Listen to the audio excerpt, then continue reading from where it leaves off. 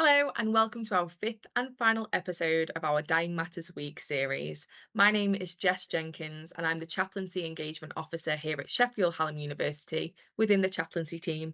Today, I am joined by Liz, and we're going to be talking about culture and dying, how we celebrate the lives of our loved ones that have passed, but also the different processes and how we process grief and bereavement within different cultures. So, hello, Liz. Hello, Jess. Thank you for having me today. Thank you so much for joining me. Can I start with our first question? So, would it be possible for you to give us a quick introduction to who you are? Of course. My name is Elizabeth Uruchurtu. I work at Sheffield Hallam University. I am the academic lead for the online programs, as it were, at the moment. But I am originally from Mexico. And in Mexico, as you were pointing out, we celebrate something that is called the Day of the Dead. So it has slightly different connotations to other countries and other cultures. Brilliant. So, following on from that, can you share with us how your culture view and process death and dying, but also how you celebrate the lives of loved ones and people that have passed and what they've left behind? Course. So the El Día de los Muertos in Spanish or Day of the Dead is a celebration, as you say, of the lives of the loved ones that had passed away. So on this day, this is a celebration that originates with the Aztecs and the way the Aztecs thought about life and how they thought about death as a continuation of life in a different kind of shape. So when for the Aztecs, when someone died, they will just continue their journey through into a different kind of realm or yeah. So on that, and because obviously we still have a lot of influence from the Aztecs, and that has been combined with some Catholic beliefs from when the Spaniards conquered Latin America. Then it's a quite interesting combinations because it has those Aztec roots, but it's also reflected and combined with some Catholic celebrations. So, for example, the Day of the Dead is celebrated with Saints' Day in the Roman Catholic calendar. Yeah. And the belief is that on this particular day, the people that had passed away can come back in some shape or form to visit their loved ones. And because we love them and because we are going to receive visitors, then you get ready to receive them. And the way we get ready to receive them is by having a little display, an altar for them. So in this little space, we get ready the food that they used to like when they were alive, the drinks that they used to enjoy. And we can also put personal items, I don't know, like images for them. Their pictures are quite commonly included in the celebration, and then we also have traditional dishes that are cooked and prepared around these dates because obviously it's quite close to the harvest. So we have pumpkins and we have these kind of flowers, marigolds and other flowers that are traditional of the season. So we Mhm. put all of these, and then there are some other elements such as sugar skulls. Yeah. And the sugar skulls are an interesting element because it's a more kind of recent addition to the celebration. And so we have water because we think that water is part of what cleanses the essence of those loved ones that are coming back. We have candles because the candles illuminate their journey and they can give them some direction.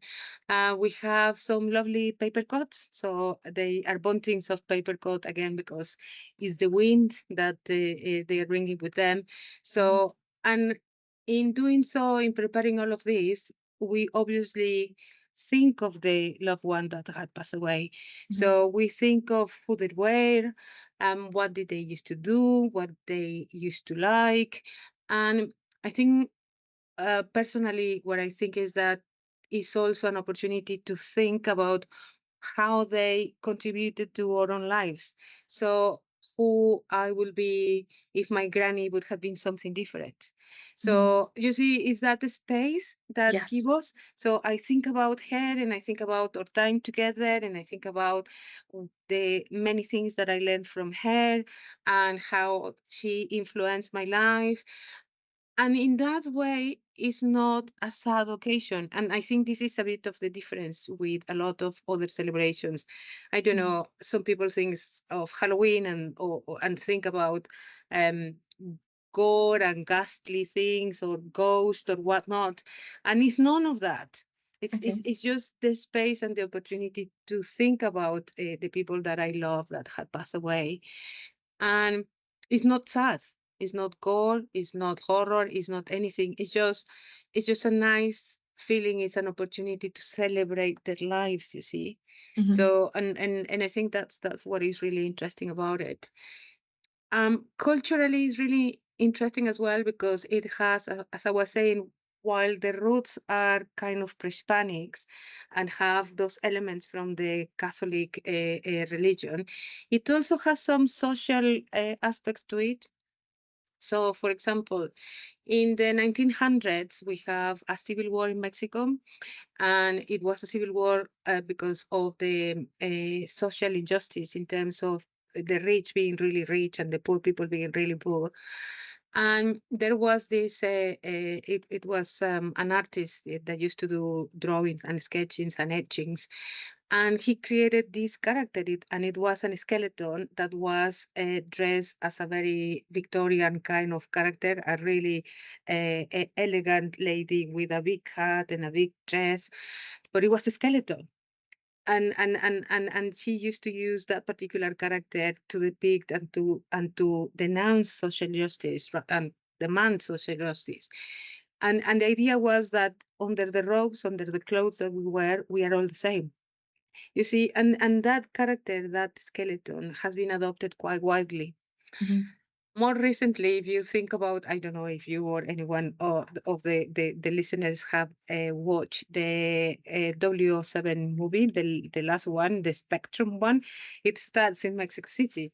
And it starts with this massive parade with all of Mhm. these skeletons and the skulls and whatnots just floating around the streets. Well, that never happened before the movie. So before the movie, that wasn't true. But guess what? After the movie, every year now, Mexico City has this big parade. You see, but and so it's interesting to see how the traditions also change with time and evolve. But I Yes. think the essence is I was saying that we have the parade, and we also have these big displays, the altars being set up on the streets, in public spaces, public Mhm. squares, and everywhere. And it's really nice to see it, and it's really nice to share it, and it's really nice to have that celebration with the community and even citywide.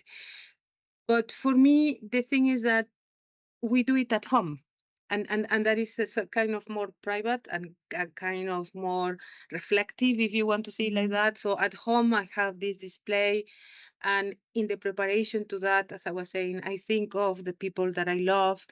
And again, for me, it's an opportunity to remember them, to celebrate their life, to Yeah. reflect on what they have left us with.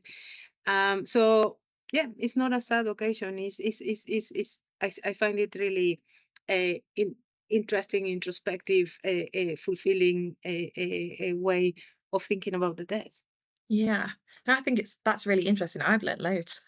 I think yeah, it's definitely interesting how as well like it's become more kind of popular to celebrate Day Yeah, of the Dead outside of Mexico as well. And I'm yeah, I'm well aware. I know a few of my friends' children that have costumes and go for the skulls for Halloween, for example, and their schools have actually celebrated that. So I think that's really interesting. Um, so people outside of that culture that maybe don't celebrate Day of the granddad. How do you think, what can they take from that to support their own processes of grief, of bereavement, and to celebrate the lives of the people they've lost? What can they take from that? Well, I think it's an interesting because you don't have to adopt the whole thing, right? So you don't have to dress up or wear or find the candles or whatnot. But I think it's just building that, creating that little space to Mhm, remember the people that you love that have passed away, and thinking about them in a positive light, right? As I was saying, trying to think about how they were when they were alive, celebrating their lives. I don't think you can celebrate death. And I really think that death is something that is sad, that it gives individuals with a big hole to build around, because I don't mhm, think it's something that ever closes. So it leaves a hole, and what you do as an individual, I think, is just build around that space that that person had left. So I don't think you celebrate it, but you can celebrate your loved ones. And I mhm. think that will be my take on that. You don't have to do it with a big celebration, with a big altar or anything, but if you can give yourself, I think, the space of doing it in this way, your way, whatever you think works for each one of us. If it's a candle, if it's a glass of water, if it's some flowers, if it's a walk, whatever, but you see, just giving that space and thinking Mhm. about them in that positive light. And I think that helps. That helps, just that building around that space, building around that hole that they have left in our lives. It helps Mhm. a lot, I think. And I think with time you also learn how to be less sad, and to celebrate their lives a bit more, if that makes Yeah, sense. So absolutely. yeah. So I think it's, as we know, it's a very difficult process, and everybody does it in a different way. But I think this could be something that can help. Just Yeah. just just giving ourselves that little space to think about them in a positive light, celebrating their lives, celebrating their contributions, thinking about the good times and what we learn and who we are thanks to them. So Mhm. yeah, I think it's just that, and I think the other big element to all of this is acknowledging that death is part of life, Yes. right? Which we always said, when we first moved to Mexico. I used to joke and I said, I don't think anyone in the UK dies, right? Because nobody talks about it. Nobody Yeah. dies. Nobody talks about it, and I think that's what is also different. It's just Yeah. acknowledging that death is part of life. Mhm. Yeah. So as difficult as it is for some people to realize, but as long as you are aware, then you kind of get a bit ready for that, I Mhm. think. Yeah, Yeah. no. But just open that space and just think about your loved ones in a positive light. Yeah. Celebrate their life, celebrate their contribution to you, to what you are. I think that would be my take on that if I were Yeah. Mexican. Yeah. Definitely. Yeah, I think that's really important to have that space. So the Yeah. final question that I'd like to ask you is, what one single piece of advice would you give to somebody who is recently bereaved to get through that process? I think I will reiterate the same. Just again, I think I believe that it's a really difficult process. So Mhm, just trying to think about the positive moments, the lessons that we learn, the experiences that we share with that person, mhm, the good times, the food that we enjoy, whatever can build up that. Yes, I think it's a process of acknowledging and resignation, and so whatever that positive energy we can bring to the process, yeah. which is ever so hard, then I think can be useful. Brilliant. Thank Yeah. you so much for your time No, today. not at all. It's Thank you for having me, and yeah, anytime. it's really nice having the opportunity to share a bit. But yeah, I have shared with you guys a bit of a couple of photographs, and so we always have a celebration for everything the Mexican. So let's celebrate life. Definitely.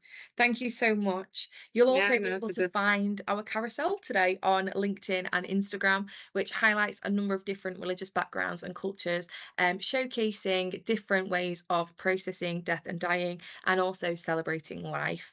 Thank you so much for joining us this week. If you have any questions or would like to speak to somebody about bereavement, whether you'd like somebody to pray for you, you'd like to have a one-to-one meeting to discuss, you want to join our Bereavement and Me sessions, or anything else, you are more than welcome to email us on chaplaincy@shu.ac.uk.